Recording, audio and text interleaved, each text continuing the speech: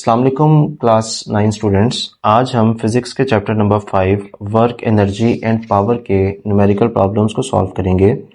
Numerical problem number 5.4 की statement आपके सामने है। इसको रीड करते हैं और समझते हैं कि हम इसको कैसे सॉल्व कर सकते हैं। A body of mass 20 kilogram is at rest. हम साथ साथ डेटा को लिखते जाते हैं। एक बॉडी है, उसका मास हमें दिया हुआ है 20 किलोग्राम और वो रेस्ट की कंडीशन में है, मतलब उसकी इनिशियल स्पीड कितनी है 0 मीटर पर सेकेंड। अब 40 न्यूटन फोर्स, उसके ऊपर एक फोर्स लग रही है। कितने न्यूटन की फोर्स है? 40 न्यूटन की। तो हम लिख लेते हैं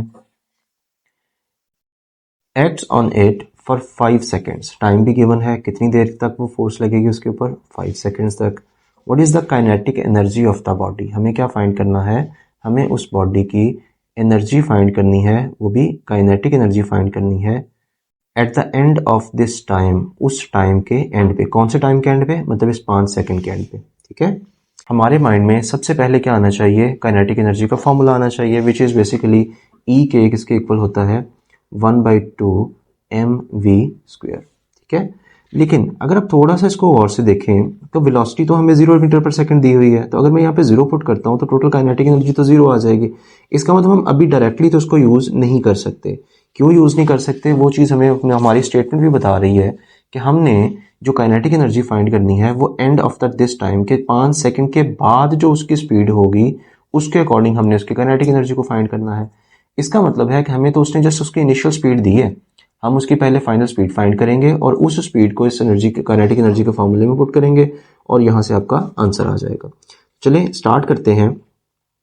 अगर आपको याद हो तो आपने पढ़ा होगा चैप्टर नंबर 2 के अंदर आपने 3 इक्वेशंस ऑफ मोशन पढ़ी थी।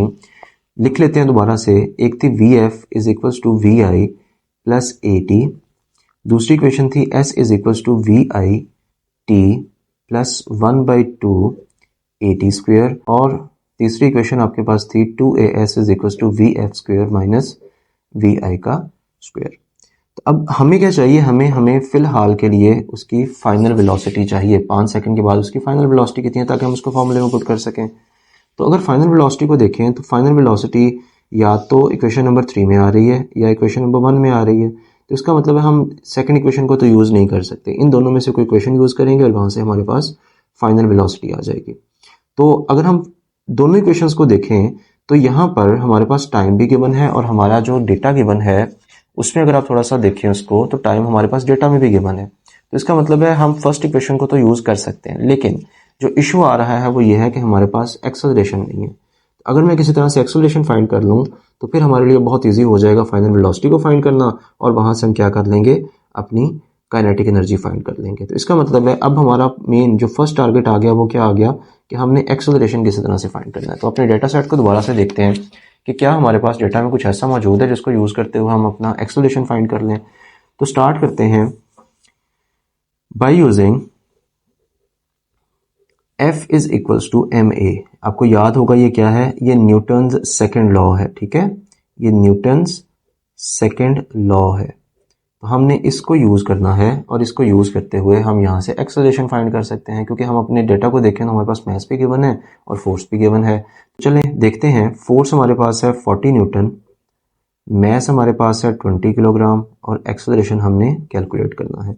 तो एक्सेलरेशन का हमारे पास जो आंसर आएगा वो आ जाएगा 40/20, मतलब एक्सेलरेशन हमारे पास आ जाएगा 2 मीटर पर सेकेंड स्क्वायर। क्यों किया हमने एक्सेलरेशन कैलकुलेट? ताकि हम इक्वेशन ऑफ मोशन, जो फर्स्ट इक्वेशन ऑफ मोशन है उसको यूज़ करके हम फाइनल वेलोसिटी फाइंड कर लें और उसकी मदद से हम आराम से अपनी काइनेटिक एनर्जी निकाल लेंगे। ठीक है, तो अब हम इस एक्सेलरेशन को यूज़ करेंगे। Now we F is equals to V I plus A T. अब हम इस एक्सेलरेशन को यहाँ पे यूज़ करेंगे और यहाँ से हमारे पास क्या आ जाएगा, फाइनल वेलोसिटी आ जाएगी। तो वी एफ मेरे पास है, वी आई अगर हम देखें तो हमें क्वेश्चन में दिया हुआ था वो था 0 मीटर पर सेकेंड। तो वी आई की वैल्यू हमारे पास है 0 प्लस ए की वैल्यू 2 जो अभी अभी हमने कैलकुलेट किया, और टाइम हमें जो दिया हुआ है वो कितना है 5 सेकेंड है। तो हम टाइम की जगह पे 5 पुट कर देंगे। तो वी एफ मेरे पास आ गया 0 प्लस 5 2 10। तो हमारे पास जो फाइनल वेलोसिटी आएगी उन 5 सेकेंड्स के बाद वो आएगी 10 मीटर पर सेकेंड। ठीक है, तो इसका मतलब है ये वो वेलोसिटी है जिसको हम यूज़ करते हुए अपनी काइनेटिक एनर्जी फाइंड करेंगे। तो अब इवेंचुअली हम वहाँ पे पहुँच गए हैं, तो हम कर लेते हैं यूजिंग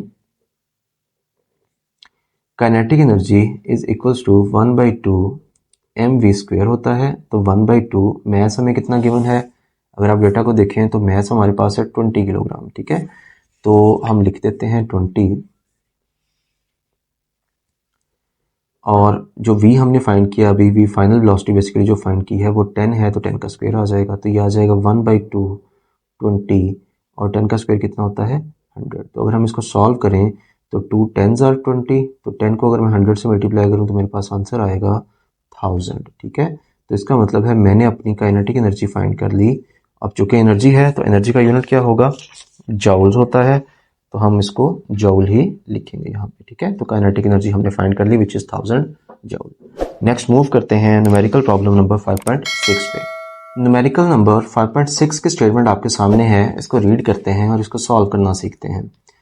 0.14 किलोग्राम बॉल, हमें क्या गिवन है, उस बॉल का मैस गिवन है which is 0.14 kilogram, is thrown vertically upward, हमने उसको ऊपर की तरफ फेंका upward, with an initial velocity of 35 metre per second. तो इसका मतलब हमारे पास उसने इनिशियल स्पीड भी, वेलोसिटी भी उसने दे दी है which is 35 metre per second. Find the maximum height reached by the ball, हमें क्या फाइंड करना है, हमें उसकी मैक्सिमम हाइट फाइंड करनी है, ठीक है। तो अगर हम इसको थोड़ा सा गौर से देखें तो हमारे पास बहुत एक लिमिटेड सा डाटा गिवन है, तो हम इसको किस तरीके से सॉल्व करेंगे इसको ज़रा देख लेते हैं। कुछ जगहों पे या कुछ स्टूडेंट्स इसको कैसे सॉल्व कर रहे हैं, मैं इसको थोड़ा सा एक्सप्लेन कर देता हूँ, जो कि गलत मेथड है बाय द वे, उस मेथड से हम इसको सॉल्व नहीं करेंगे।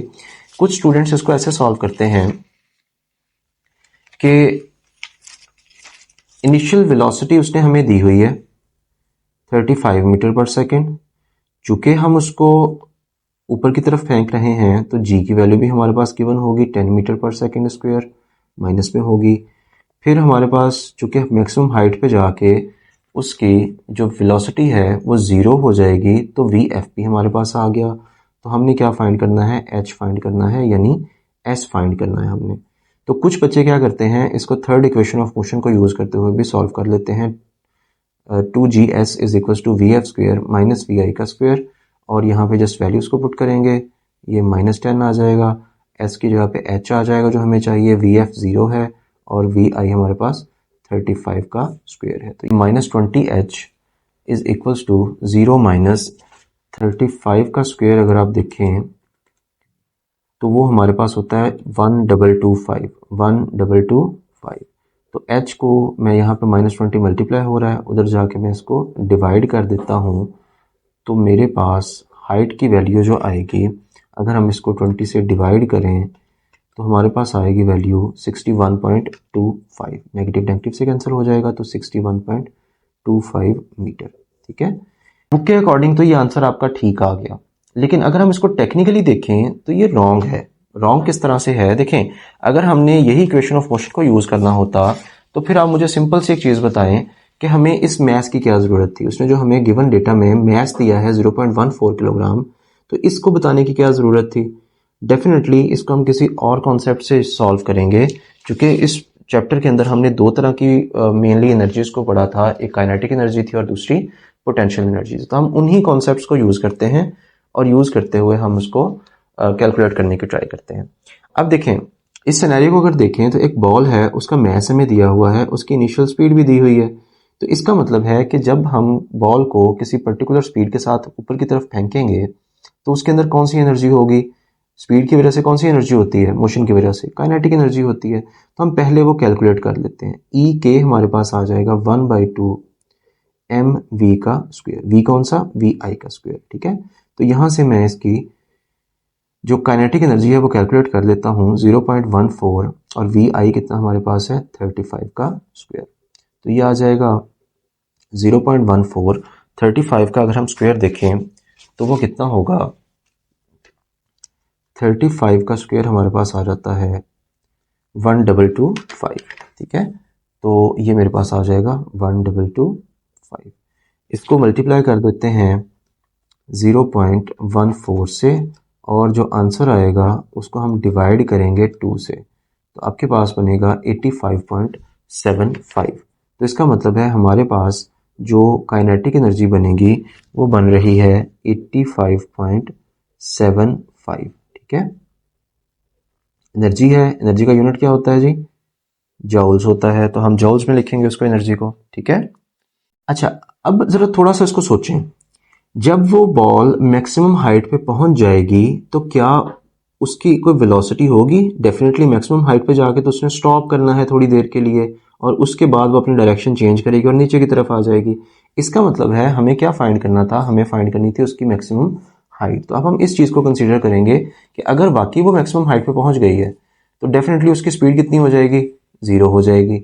और अगर स्पीड ज़ीरो हो जाएगी तो उसके अंदर मोशन की वजह से जो काइनेटिक एनर्जी आती है वो तो नहीं रहेगी, तो ये एनर्जी किधर जाएगी फिर? Law of conservation of energy के अकॉर्डिंग ये एनर्जी किस में कन्वर्ट हो जाएगी? उसकी ग्रेविटेशनल पोटेंशियल एनर्जी में।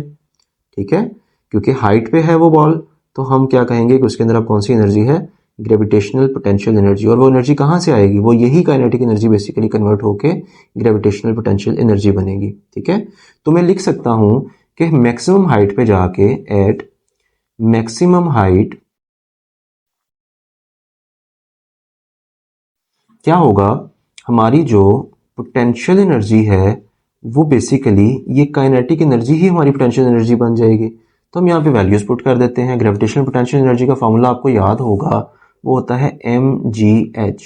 तो वो किसके इक्वल है? ई के की वैल्यू हमने भी फाइंड की, विच इज़ 85.75। तो वैल्यूज पुट कर देते हैं। हमारे पास मैथ्स गिवन है 0.14, और हमारे पास जी की वैल्यू ऑलरेडी गिवन है विच इज़ 10, जो हमें पता है ऑलरेडी। तो हम इसको वैल्यूज़ को पुट कर देते हैं, 0.14 मल्टीप्लाई बाई 10, और h हमने फाइंड करना है 85.75। ठीक है, तो ये आ जाएगा 10 को अगर 0.14 से मल्टीप्लाई करें तो ये 1.4h इज इक्वल टू 85.75 आ जाएगा। तो हाइट हमारे पास आएगी 85.75 डिवाइडेड बाय 1.4। तो अगर हम इसको कैलकुलेटर की मदद से सॉल्व करें तो ये बनती है 61.25। ठीक है, तो ये 61.25 मीटर बनेगी। ठीक है, तो ये आपका करेक्ट मेथड है जिसको आपने यूज़ करना है। दूसरे मेथड से करेंगे तो वो टेक्निकली रॉन्ग हो जाएगा। ठीक है, वो मैंने ऑलरेडी आपको बता दिया है कि उसकी क्या रीज़न है कि वो रॉन्ग क्यों होगा।